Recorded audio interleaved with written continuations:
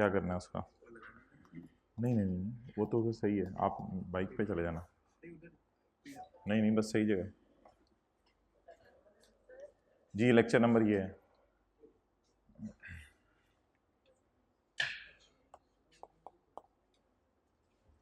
शुरू हो गया, नज़र आ रहा है इतनी दूर से? भाई वो बाकी सवालों के सोल्यूशन फाइनल करने थे। क्वेश्चन 4, हाँ। हो गया वो। सर सलमान को आपको भेज दें सोल्यूशन गसल में। पानी डाल दो। Page number 411। Which two of the following are an adjusting events? इनमें से कौन से एडजस्टिंग इवेंट्स हैं? पढ़ें जी।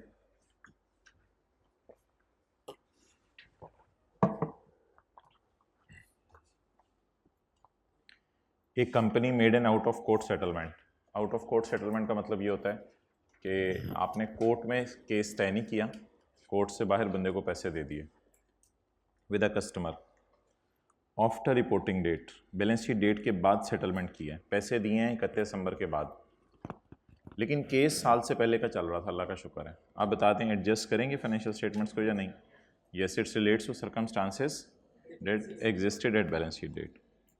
Next, a decline in fair value of investments between end of balance sheet date and date when the financial statements are authorized for issue। 31 दिसंबर को shares 15 रुपये के थे, और जब 31 मार्च को फाइनेंशियल स्टेटमेंट्स ऑथोराइज होने लगी तो उस वक़्त शेयर हो गए 17 रुपये के, या कम कर लें 13 रुपये के। मैंने कहा था इन्वेस्टमेंट इन शेयर्स की अगर प्राइस कम होने की वजह ना बताई हो तो क्या करना है, किसी को याद है? प्राइस कम होने या बढ़ने से कोई फ़र्क नहीं पड़ता, बस नॉन एडजस्टिंग इवेंट लेना है। सिर्फ डेटर और स्टॉक अगर साल के बाद सस्ता बिक जाए या कम पैसे दे जाए, डेट इज़ एन इन्वेस्टमेंट। साल के बाद सस्तियों से कोई फ़र्क नहीं पड़ता, ये स्पेसिफिकली डिस्कस किया था, तो it is a non adjusting. Point D, directors ने अप्रूव कर दिया है एक प्लान कि वो अपना मेजर सेगमेंट बंद करेंगे। अप्रूव किया है प्लान बैलेंस शीट डेट से पहले, but announcement to public was made after the balance sheet date. 1 minute तसल्ली से जवाब दीजिएगा, लाइबिलिटी कब रिकॉर्ड होनी चाहिए, जब प्लान करें या जब अनाउंस करें? ये थोड़ा सा परेशान कर सकती है एडजस्टमेंट कि सर प्लानिंग तो पहले की होगी हुई है, साल से पहले की, अनाउंस बाद में करें। भाई वो तो बड़ी डिटेल से बात हुई थी, plans can be reversed unless तो इसमें स्पेसिफिकली देखें, इसका तो हमेशा ही अनाउंसमेंट से ताल्लुक होता है, तो दैट कैन बी कन्फ्यूजिंग। आपके जहन में ये सवाल आ सकता है सर साल से पहले प्लान तो बन गया था। नहीं नहीं नहीं नहीं, साल प्लान बनना कुछ नहीं होता, ये एडजस्टमेंट बहुत ज़्यादा टेस्ट करता है। वो प्लान बनना कुछ नहीं होता, एडजस्टमेंट की नेचर ही ऐसी है कि जब तक अनाउंस ना हो जाए, और कोई भी चीज़ प्लान करने पे तो रिकॉर्ड नहीं होती, किसी भी चीज़ का अनाउंस करना ही ज़रूरी है ना। मैं ऐसे ही प्लान कर रहा हूँ बैठे बैठे कि मैंने गाड़ी खरीदनी है, अगले साल खरीद ली, एडजस्टिंग इवेंट है। प्लान करने से तो नहीं चीज़ें होती ना, तब ठीक। तो इसलिए प्लान्स तो ये कभी भी एडजस्टिंग नहीं है, ये क्या है? Non adjust. हाँ, प्लान साल से पहले हो रहा था उससे कोई फ़र्क नहीं, प्लान्स कैन बी रिवर्स्ड। कोई हाँ ना कर दे तो याद रखिएगा, बल्कि रीस्ट्रक्चरिंग की ऑब्लिगेशन हमेशा तभी रिकॉर्ड होगी जब अनाउंस होगी, अनाउंस के अलावा नहीं हो सकती। एक कंपनी ने प्रोविजन बनाई है फॉर डैमेजेस, वैसे तो 2 टिक करने थे, अब सी बच गया पीछे।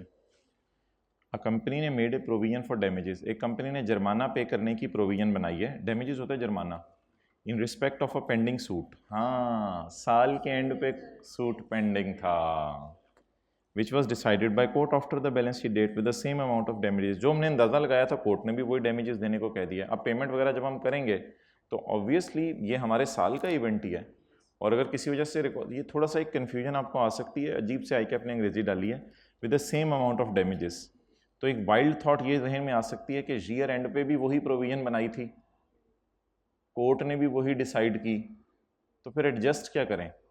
तो एक वाइल्ड थॉट जहन में आ सकती है। लेकिन एक जवाब ये कि कोर्ट का केस डिसाइड हुए ईयर एंड के बाद, तो हल्की फुल्की अगर डैमेजेस की अमाउंट चेंज भी हो जाती तो भी तो बुक होनी थी ना, क्योंकि केस क्या था, पेंडिंग था। तो इसने सेम अमाउंट डाल के ऐसे स्टूडेंट को तंग किया, ये लफ्ज़ इसे डालना नहीं चाहिए था। व्हेन केस वाज देयर, तो साल के बाद सेटल हो, date is always an adjusting event. Which two of the following are non adjusting event? Directors ने एक प्लान अप्रूव किया है बिफोर ईयर एंड, नीचे नीचे नज़र मारें, बिफोर ईयर एंड प्लान किया है और अनाउंस कर दिया साल के बाद, ये एडजस्टिंग इवेंट है नॉन एडजस्टिंग? याद रखिएगा, अनाउंस करने पर लायबिलिटी बुक होती है, नॉन एडजस्टिंग। लेकिन अब इसको टिक करें क्योंकि सवाल की रिक्वायरमेंट क्या है, नॉन एडजस्टिंग बताना।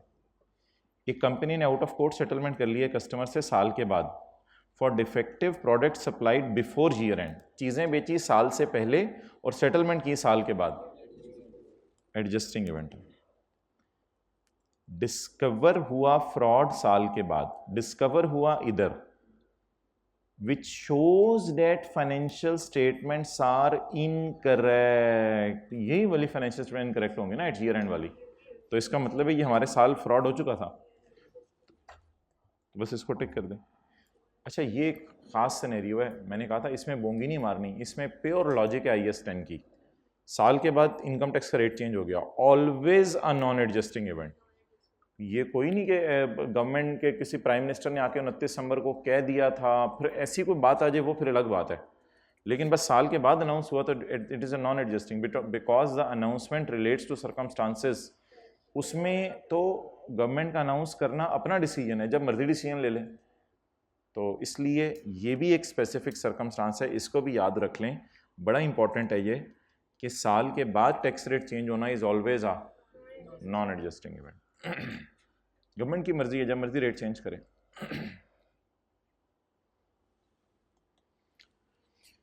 Which two of the following events after balance sheet date would normally require a adjustment? तो एडजस्टिंग इवेंट पूछ रहा है ना, फिर would normally require adjustment in the amounts recorded already in financial statements. Financial statement में कुछ amount record हो चुकी हैं, उनमें एडजस्टमेंट करने की ज़रूरत है या नहीं? Which two of the following events after balance sheet date? अच्छा, अब ये लाइन ना आपने मिला के पढ़नी है।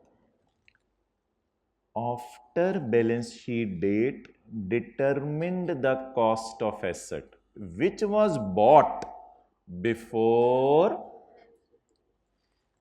तो डिटर्मिनेशन कब हुई? सुभान अल्लाह, डिटर्मिनेशन कब हुई? After balance sheet date. Purchase कब हुई?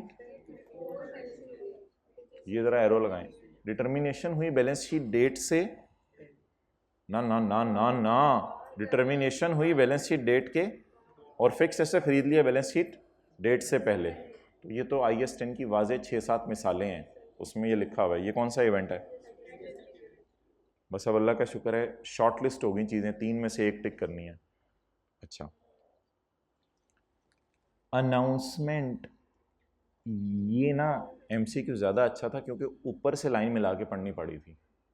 Announcement after the balance sheet date of change in tax rate, date is a, और हमें कौन से चाहिए? डिक्लेरेशन ऑफ डिविडेंड ऑन, और declaration after the balance sheet date, ये फाइनल डिविडेंड होता है। बैलेंस शीट डेट के बाद जो डिक्लेयर होता है वो final dividend, date is a non adjusting event. If we are confirm about that तो फिर हम टिक कर सकते हैं। बहरहाल, bankruptcy after the balance sheet date with a receivable at balance sheet date, ये वो सिनेरियो है डेटर वाला जिसे हमने साइलेंट वाला सिनेरियो कहा हुआ है। वजह नहीं बताई उसने बैंकरप्सी की, इसका मतलब है कोई फैक्ट्री में आग नहीं लगी, कुछ नहीं हुआ, कोई मसला नहीं था, बस वैसे ही डेटर के पास गए तो पता चला वो बेचारा बैंकरप्ट हो गया। इसका मतलब है साल के एंड पे भी जाते तो बैंकरप्ट था। ठीक है, जो हज़रात लेट तशरीफ़ लाएँ, अब ये एडजस्टमेंट है, बिल्कुल पीछे से ताल्लुक़ नहीं है इनका, मैं 2-3 आपको पहले करवा दूं क्योंकि वो साथ ही चल रही हैं। MCQ नंबर 6 और 7। Which two of the following events after the reporting date? Destruction of a factory by fire after the reporting date, adjusting event बताने हैं ना, बताएं जी। आग लग गई फैक्ट्री को आफ्टर द रिपोर्टिंग डेट, बिल्कुल नॉन एडजस्टिंग है, आप लोग बिल्कुल सही पूछ रहे हैं। जाहिर बात है, आग लगी फैक्ट्री में साल के बाद तो it is a non adjusting event. आग लगी होती साल से पहले, हमें पता बाद में चलता, date was an adjusting event.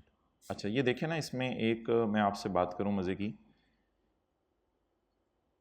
ये नॉन एडजस्टिंग की मिसालें दी हुई हैं, इनको ना 4-5 दफ़ा आप लोगों ने पढ़ना है, जो नॉन एडजस्टिंग की मिसालें दी हुई हैं। ये मैंने आपको पढ़ाई थी नॉन एडजस्टिंग की मिसालें, ये इसमें ये मिसालें हैं, वाजे वाजे स्टैंडर्ड से उठा रहे हैं। कौन सी मिसाल है?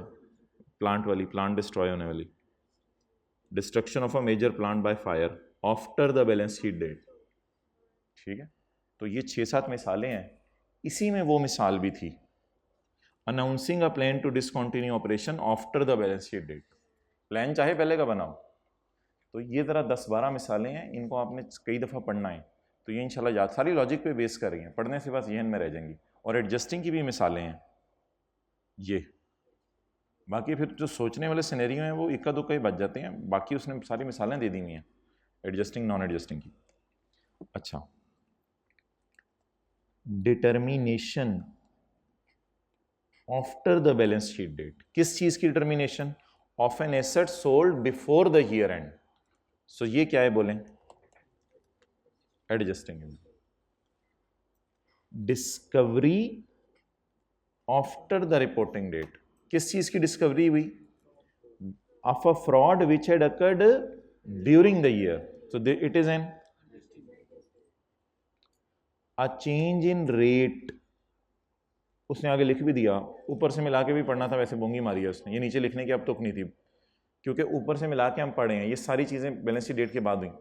तो change in rate after the balance sheet date but affecting current tax liability. भाई ये बातों में हमें प्लीज़ परेशान ना करो, करंट टैक्स लायबिलिटी हम नहीं बदलेंगे, तुम कहते भी रहो हम नहीं बदलेंगे, क्योंकि it relates to a circumstances.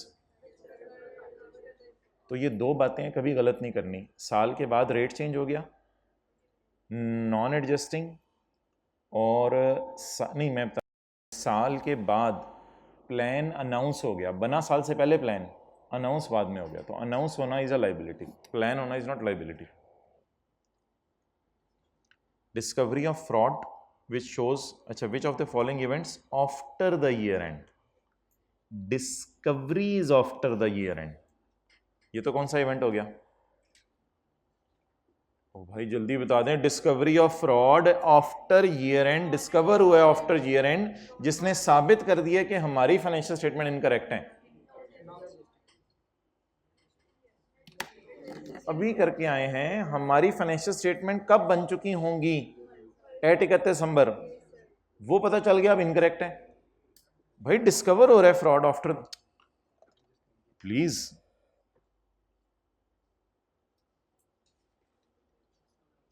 किधर है? Discovery of fraud after the balance sheet date which occurred before reporting date. पता नहीं, अभी मुझे लगता है आप लोगों को नाश्ता नहीं करके क्या प्रोग्राम है, तो ये आप लोगों को अभी अभी तो दो दफ़ा या एक दफ़ा ये मिसाल की है। Discovery after the year end of a fraud which shows that our financial statement are incorrect, इसका मतलब है हमारे साल में कोई गलती हुई भी है, तो इट इज इन, दो छुट्टियां करके आ गया मुंह उठा के। Adjust announcement of a plan after the year end to discontinue an operation, ये तो अभी बताया ना, अभी बताया। अब कॉन्फिडेंस लूज ना किया करें, कोई एक बोंगी मार दे तो आगे तो आराम से चलें। Destruction of a plant by fire, जी, destruction of a plant after year end, बोलें जी। Restructuring of a major loan, restructuring major loan की ये होती है कि आप लोन लेते हैं ना, उसे जाके कहते हैं यार अब ये लोन जो है ना, मुझे इसकी रीपेमेंट ज़रा ज़्यादा लंबी कर दो, मैं 6 महीने बाद, साल बाद, 2 साल बाद, 3 साल बाद वापस कर दूंगा। Restructuring of loan after year and, before year and नहीं। मैं 4 मार्च को बैंक के पास गया, मैंने कहा यार, सॉरी 4 जनवरी को बैंक के पास गया, मैंने कहा यार वो जो लोन वापस करना था ना तुम्हें, वो मादरत अभी मुझे पता है वापस नहीं करूँ, मैं 2-3 साल और दे दूँ, तो it is a non adjusting event. Non adjusting event क्यों? रिस्ट्रक्चरिंग कब हुई है?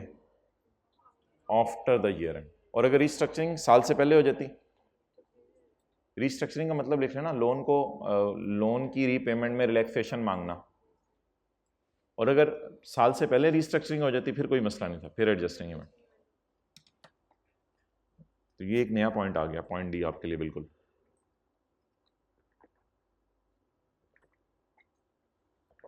रिस्ट्रक्चरिंग होता है लोन को, लोन की रीपेमेंट में रिलैक्सेशन मांगना।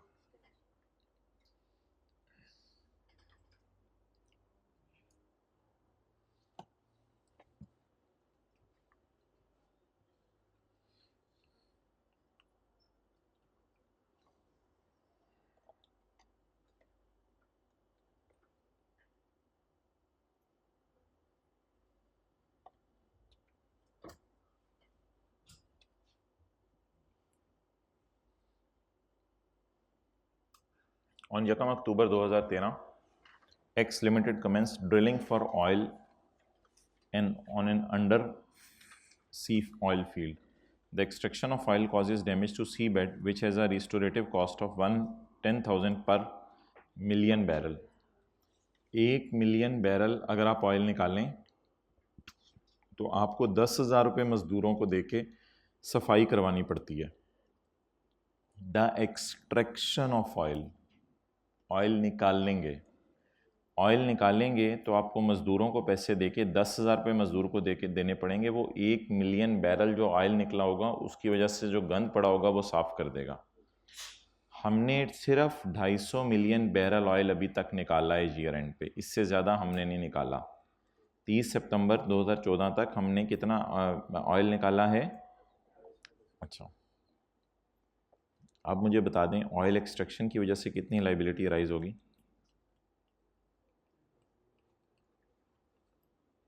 देखिए ना, 250 मिलियन निकाला है ना, तो इसलिए simple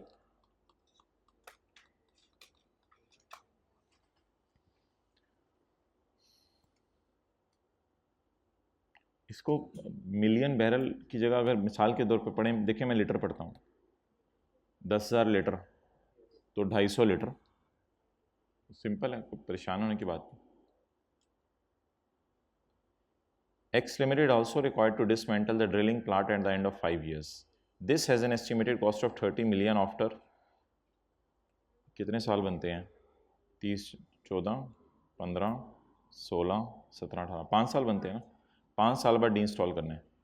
X Limited cost of capital is 8%। ये एक डिस्काउंटिंग का और तरीका है, and ₹1 has a PV of इतने, इस छोड़े हम कैलकुलेटर पे डिस्काउंटिंग कर लेते हैं। What is the total provision which would report in its balance sheet as a 30 September 14? क्या करूं, प्रोविजन फॉर डीकमिशनिंग को 5 साल पीछे लाऊं साल के पहले दिन और फिर अनवाइंड करके 1 साल आगे ले जाऊं, या फिर साल के एंड पे ही लाइबिलिटी निकाल लें कोई शॉर्टकट लगा के? साल के एंड पे लाइबिलिटी निकाल लें। हम कहाँ खड़े हैं, कितने साल रह गए हैं मेंटल होने में? 15, 16, 17, 18, तो मेरे ख्याल से 4 साल पे डिस्काउंट कर लें, बजाय कि यहाँ पे डिस्काउंट करके फिर अनवाइंड करें। हमने कौन सा इंटरेस्ट एक्सपेंस बताना है? हमारे सवाल की रिक्वायरमेंट पढ़ें, टोटल प्रोविजन बतानी है, तो फिर 4 साल पीछे डिस्काउंट कर लें। ₹30 million 1.08 raise to power -4, whatever the answer में बी, इन दोनों को जमा करके इट इज़ टोटल प्रोविजन। उसने प्रोविजन मांगी है या इंटरेस्ट भी मांगा है?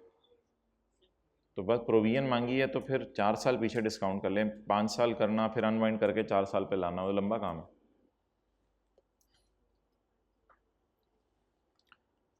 टोटल्स का क्या करना है, वो कॉन्सेप्ट समझ रहे हैं। Alpha has a year end on 31 December. On 15 December the directors publicly announced their decision to close an operating unit. अल्लाह का शुक्र है हमारे साल से पहले अनाउंस हो गया। Some of the employees in the unit, उनको हमने निकालना है और कुछ को रिलोकेट करना है। रिडंडेंसी कॉस्ट को प्रोविजन का पार्ट बनाएंगे। लीज टर्मिनेशन कॉस्ट, हमने कोई एसेट्स लीज पे लिए होंगे, उनको कैंसिल करवाने की पेनल्टी है ये। बताएं क्या करेंगे, इसकी प्रोविजन बनाएं। नहीं, अवॉइड नहीं हो सकता ना। अगर ये अवॉइड हो सकते, देखो ये ऑनरेस कॉन्ट्रैक्ट बन जाता है। आपकी एक फैक्ट्री चल रही है, आपने उस फैक्ट्री के अंदर 48 लोगों को निकाल दिया, और उस फैक्ट्री की जो मशीन है वो आपने लीज पे ली हुई है। अब जब वो फैक्ट्री बंद कर दी तो मशीन से इनफ्लोज आउटफ्लोज फ्यूचर में इफ़ आई ऑनर कुछ भी नहीं। तो उसने इतनी लंबी बात में गया ही नहीं, if I honour if I cancel. उसने क्या, lease termination cost, lease cancel करने की कॉस्ट मैं आपको दे रहा हूँ, बस बात ख़त्म करो, मैं कैंसिल करा रहा हूँ लीज। अब ये तो मैं अवॉइड कर नहीं सकता क्योंकि मैंने रिस्ट्रक्चरिंग करनी है।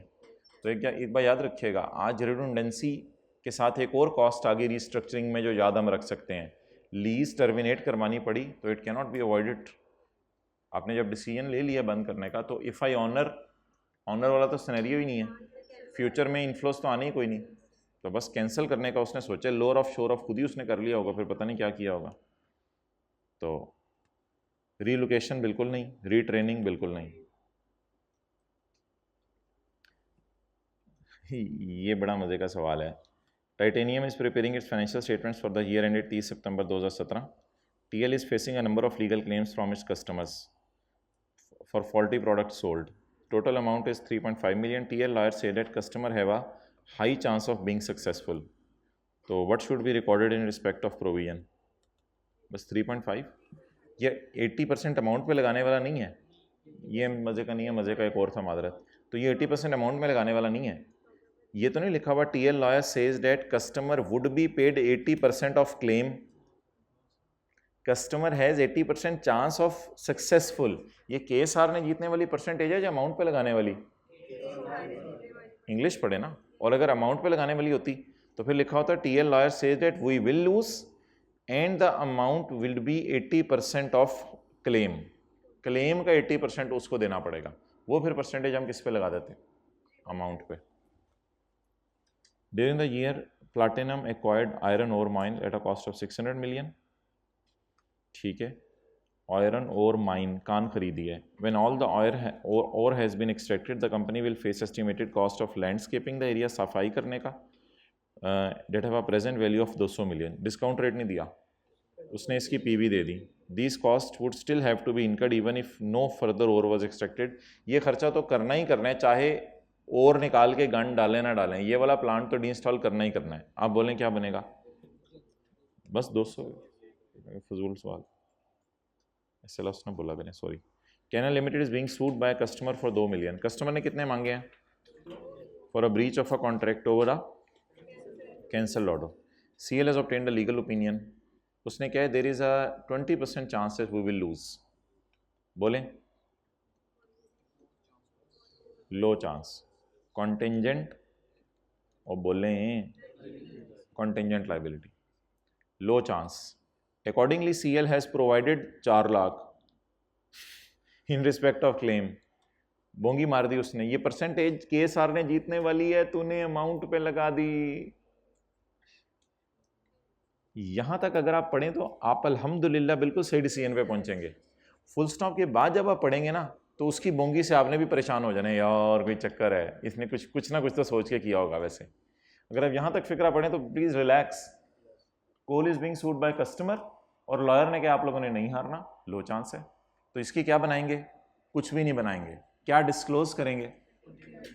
Contingent liability. अकॉर्डिंगली लॉयर है, sorry CL has provided a liability of, ये खुदा के लिए इस बात को तो इग्नोर करें। इन्होंने बोंगी मारी है इन रिस्पेक्ट ऑफ क्लेम। उन्होंने 4 लाख की प्रोविजन बना लिया।